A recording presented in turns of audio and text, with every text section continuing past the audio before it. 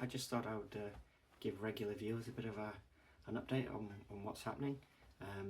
You've probably seen from my recent videos that most of them are actually from last year. I didn't realise I'd gotten so many that I'd not published actually. But yes, the reason being, the gearbox and engine are out of Josephine at the moment. I was having an issue where she was very noisy in neutral, which was a bit worrying. And I think some of the bearings were on their way out. She was changing fine, but better to be safe than sorry.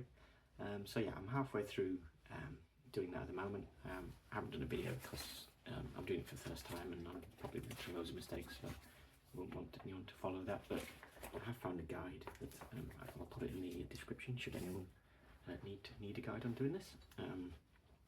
Yes, I'm hoping to have her completely finished in the next few weeks because I need to take her out on a few test runs because I'm going away to Wales in early May, so she needs to be fully sorted by then. So yes, hopefully within the next few weeks I'll do another video. Probably have to do a cold start video as well. It's been a while since the engine's run. Yeah, and anyway, I will catch you later. Bye.